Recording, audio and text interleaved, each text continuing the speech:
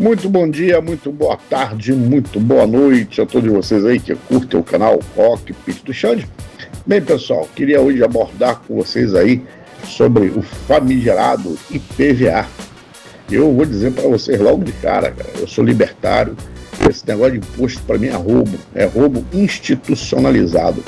Você não comprou nada para poder pagar imposto, como é que você compra o carro e tem que pagar imposto se o carro é seu? Pô, cara, isso daí não existe, né? Você pode pagar taxa, mas imposto não, né? Você não comprou, pô, né? Eu acho que tudo bem, você comprou o carro, você paga o imposto, mas você não comprou, como é que você vai pagar o imposto? Então vamos falar um pouquinho desse troço aí chamado IPVA e vamos falar da loucura do IPVA também, né? O que é o IPVA? O IPVA é um imposto sobre a propriedade de veículos automotores que é cobrado, né, anualmente pelos estados da Federação Brasileira. Cada estado eles têm a sua alíquota, né? Eles podem cobrar de forma variada, dependendo também do modelo, motor, uma série de coisas aí, né, que diferenciam um do outro, né?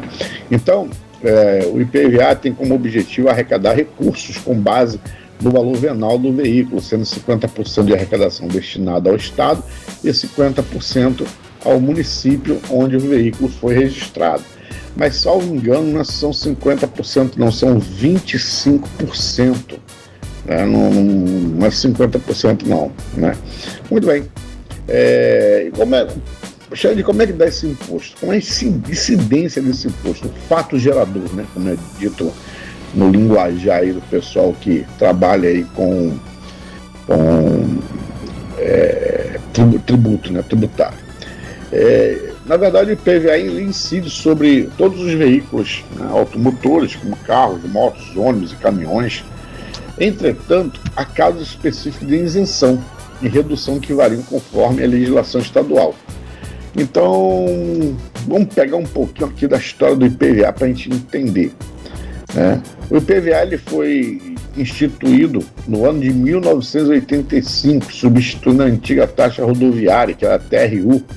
Enquanto a TRU era um tributo federal utilizado exclusivamente para a manutenção de rodovias, o IPVA tem arrecadação estadual e pode ser investido em diferentes áreas, como saúde, educação e segurança. Com isso, os estados têm mais autonomia para definir as alíquotas e gerenciar os recursos arrecadados. Então, até 1985, com o TRU, todo o dinheiro que era arrecadado, ele tinha que ser destinado para manutenção de rodovia, de estrada, etc.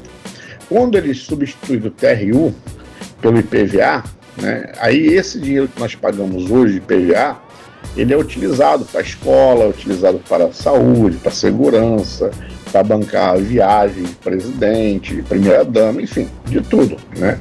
Então, ele é bancado para isso tudo aí. Ok? Primeira-dama, presidente não, porque é um imposto estadual, então não pode, né? Vamos ser sinceros, vamos ser, né, justos, né? Muito bem. E como é que eu pago esse negócio? Eu pago isso no banco, né? E moto paga IPVA? Sim, as motos também pagam IPVA, exceto em casos específicos de isenção definidos por cada estado, como eu já havia dito, né? A alíquota para moto geralmente é menor do que para carros. Elas variam entre 1% a 3% do valor venal, ok? E para que serve esse IPVA, né? O valor do IPVA é uma das principais fontes, como eu já disse, da arrecadação do Estado e municípios, contribuindo para investimentos em áreas como saúde, educação, segurança e infraestrutura. Embora seja associado ao transporte, o imposto não tem obrigatoriedade de ser aplicado diretamente na manutenção de rodovias. Além disso, 20% do montante arrecadado é destinado ao Fundeb. O que é o Fundeb? É o Fundo para manter o Brasil idiotilizado, né, da educação. Foi utilizado, né, para manter o desenvolvimento da educação básica no Brasil, para manter os idiotas úteis. A educação não funciona no Brasil, não funciona. Infelizmente, não funciona, né? É só você ver aí. Muito bem. Bota esse povo aí para fazer prova aí para tu ver. Pega aí. Tem estado aí que obriga o professor a aprovar o aluno sem saber ler e escrever. E aí diz que está alfabetizando a criança. Muito bem. Então, o licenciamento e IPVA são a mesma coisa? Não. O licenciamento é uma coisa, o PVA são outras, são obrigatórias, mas são diferentes, ok? Embora ambos sejam essenciais para que o veículo esteja em situação regular, mas são diferentes. São duas formas do governo tirar dinheiro de você, né? Bom, o IPVA é um imposto sobre propriedade de veículos, como eu já falei, né, que é cobrado anualmente, calculado sobre o valor venal. Já o licenciamento é o procedimento que autoriza o veículo a circular legalmente. Para realizar o licenciamento é necessário quitar o IPVA, além de outras taxas como seguro, né, que é o DPVAT. Sem licenciamento o veículo está irregular. E ainda multa, se tiver multa você também não consegue tirar o licenciamento para você rodar, tá bom? Tem estado que eu não sei, o Rio de Janeiro pelo menos fazia, né? Todo ano você pagava o licenciamento, você tinha que fazer a vistoria anual, né? Tem estado que você só faz a vistoria quando você compra o carro, depois nunca mais você vai lá, né? Tem isso, né? Muito bem. Xande, como é que eu faço para consultar o meu IPVA? Você vai acessar o site do Detran ou da Secretaria do Estado, né, onde o seu veículo está registrado, né? Então você tem que ir lá, acessar, você vê tudo, você tem que ter o .gov, geralmente eles pedem, né, o .gov, já seja inscrito, para você, através do seu .gov, você poder acessar. Agora, uma coisa que é importante, né, uma pergunta que é super importante, como é calculado como é o cálculo, né, do IPVA? O cálculo do IPVA é baseado em fórmula simples, falando de 2025. O valor venal do veículo, que é definido pela tabela FIPE, você pode consultar seu carro aí pela tabela FIPE, né? Você põe lá o ano, modelo, tudo direitinho, marca, e a tabela FIPE vai dizer aí, né, quanto seria mais ou menos o seu carro. E ele é multiplicado pela alíquota estipulada pelo estado sobre onde o veículo está registrado. Como eu já disse, cada estado tem a sua alíquota, ok? Para saber a alíquota do IPVA do seu estado, né, aí você tem que entrar lá no site da Secretaria, né, de Fazenda Pública e dar uma mexida lá para ver se você consegue achar. Vou tirar aqui, por exemplo, o estado de São Paulo, né? São Paulo, por exemplo, ele tem a alíquota para carro de passeio que é de 4%, para as motos já pagam 2%, caminhão 1,5%. No meu estado, que é o Rio de Janeiro, a alíquota para carro é 4%, né? Mas moto também é 2%, porque polui muito menos, como os carros elétricos também, que parece que tem alguns incentivos, ok? Muito bem, pessoal. Continuando aqui, é importante falar uma outra situação também, né? Como funciona a isenção do IPVA. A isenção do IPVA 2025, né, é um benefício concedido a alguns grupos, certos grupos específicos, definidos pela legislação de cada estado. Ela pode ser total, eliminando completamente a obrigatoriedade do pagamento do imposto, ou parcial, reduzindo o valor a ser pago com base em critérios determinados. E mais uma vez, cada estado tem as suas próprias regras, ok?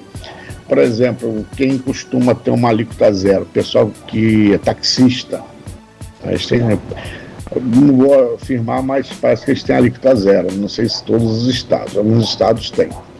Aí tem o pessoal do PCD, agora estão dizendo também que o pessoal tem mais de 60 anos, né? Os idosos também, parece que eles também têm, né?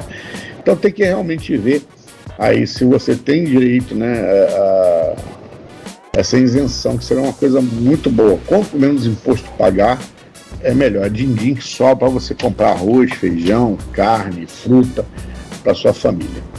Ok? Muito bem. Xande, e quais são as datas de vencimento? Isso daí é importante, pessoal. As datas de vencimento do IPVA.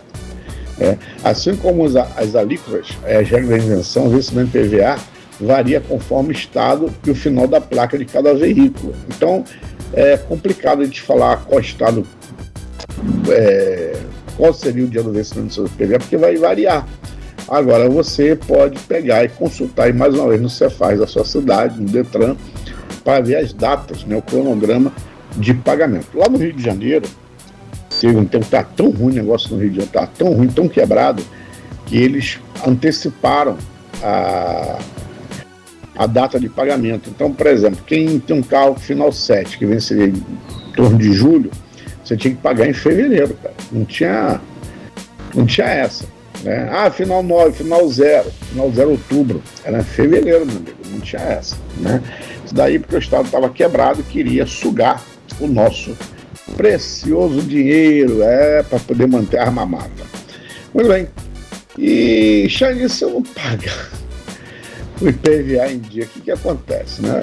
Meu amigo, o não pagamento do IPVA dentro do prazo gera consequências financeiras ilegais, né?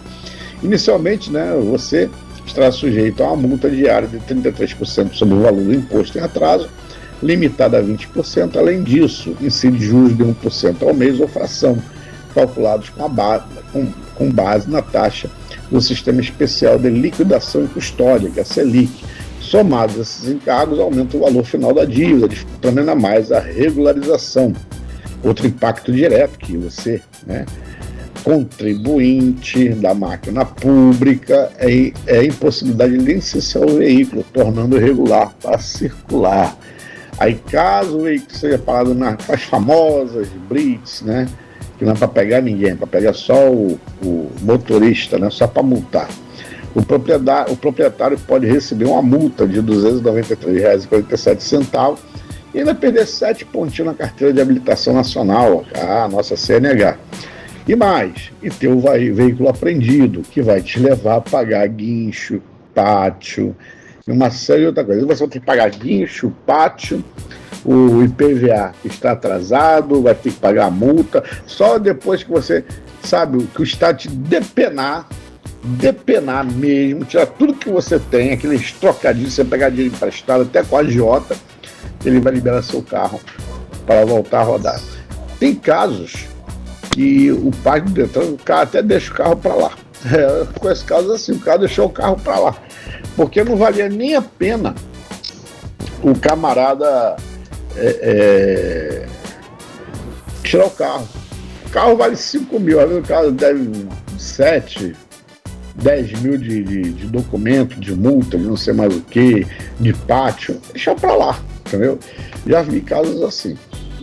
Infelizmente, é a situação da maioria do povo brasileiro, né, que trabalha aí, que vive, né, para poder manter essa máquina pública inchada que estamos vendo aí a cada dia, e parece que eles não estão nem aí para o povo. É triste isso, muito triste. Até quando? Não sei. Só sei dizer para você que eu tenho 53 anos. Quando eu era garoto, dizia assim: o Brasil é o país do futuro. Eu achava que quando eu crescesse, tivéssemos 25, 30 anos, 40 hoje, nós seríamos um país de nível europeu. Eu acreditei, mas me enganei. Vou dizer uma coisa para vocês. Eu acho que nem os meus netos verão esse país como um país desenvolvido, um país justo. Meus amigos, não entenda benesses de governo como bolsa isso, bolsa aquilo, vale aquilo, que isso é desenvolvimento social, que isso é justiça social, porque não é. Porque tem alguém que está pagando por você. Justiça social, mesmo se o governo quiser fazer, é cortar imposto, deixar a economia livre, para que as pessoas possam se desenvolver, o país possa crescer, possa gerar emprego e renda. Governo não gera emprego e renda. Governo só gera passivo. Por que passivo, Xande? Porque o governo não produz nada. O que o governo produz? Nada. Mas tem os Correios, tem Petrobras, mas são empresas que podem muito bem ser estatizadas, né, e caminharem com suas próprias pernas sem depender do governo, tá certo? Então, pessoal, se gostou aí do vídeo aí, deixa um like, se inscreva no canal. Fui!